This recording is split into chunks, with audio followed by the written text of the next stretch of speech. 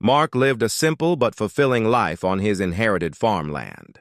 The land stretched wide, open, and peaceful, rolling hills, green fields, and a rustic farmhouse sitting like a crown jewel on the property. Every morning he brewed fresh coffee, sat on his porch, and listened to the sounds of nature.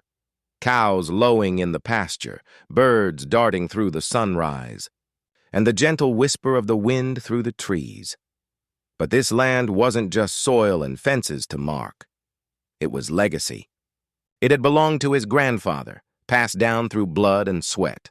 To Mark, it represented family, heritage, and the freedom to live life without interference. On the other side of the boundary, however, the HOA community didn't share his respect for simplicity. Rows of polished houses, freshly paved roads, and manicured lawns stood like an artificial empire.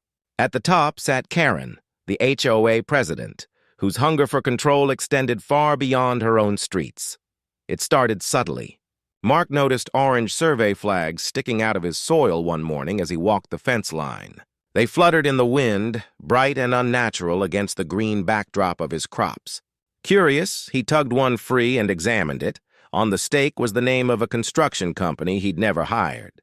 That evening, strange noises echoed across his fields. The hum of engines, the beeping of reversing trucks.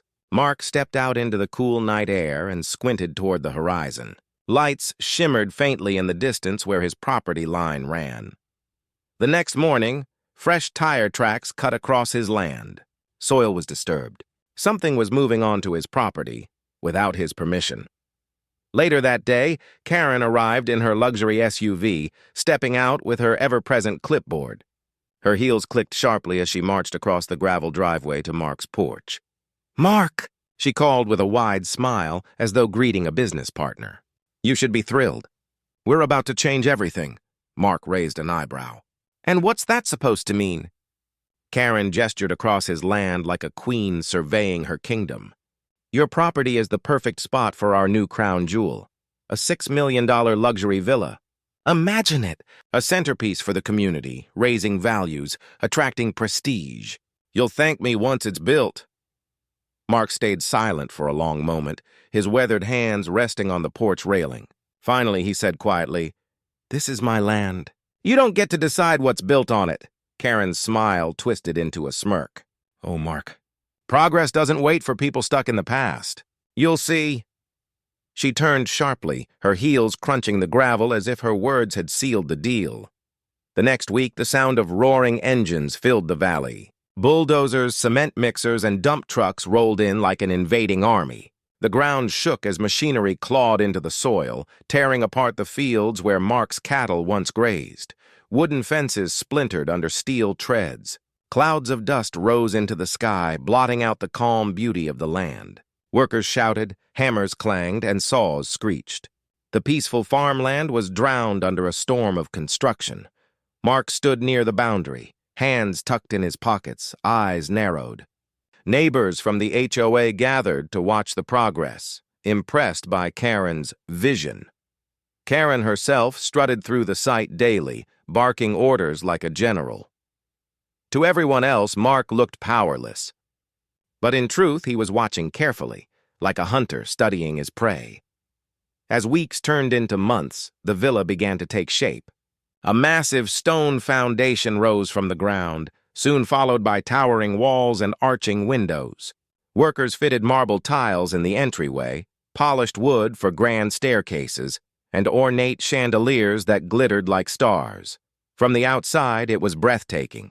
6 bedrooms, a shimmering pool, and gardens designed like palace courtyards. Karen gave herself tours, walking the unfinished halls with pride, her heels tapping against the marble. She often told neighbors, "This will be my legacy, the HOA's masterpiece."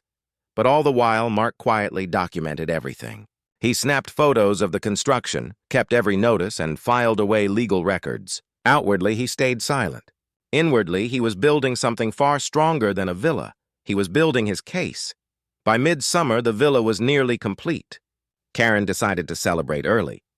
She hosted a preview party on the front lawn, inviting neighbors to sip champagne under a tent while gazing at the gleaming estate. With a proud smile, she raised her glass.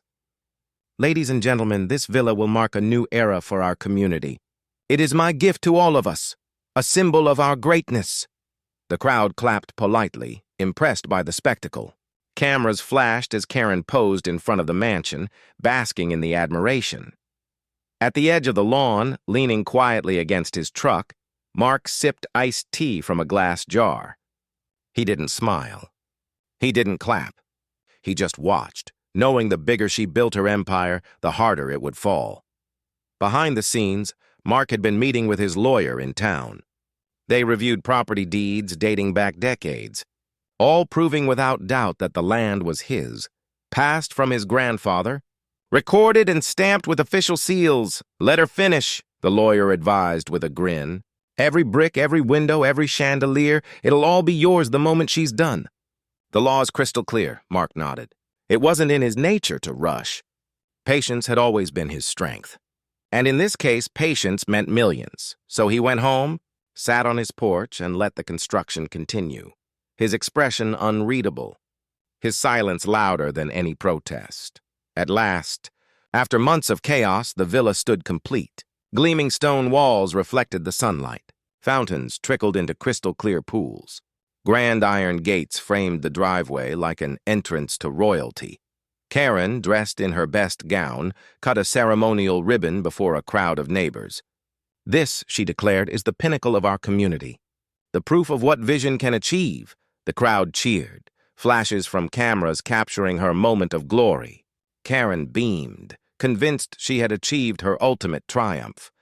But in the shadows of the crowd, Mark quietly slipped a folder into his leather briefcase.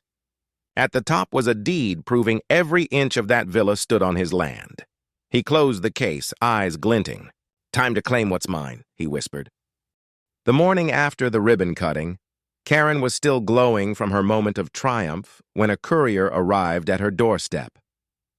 She tore open the envelope, expecting more congratulations. Instead, her smile faded, her eyes racing over the words.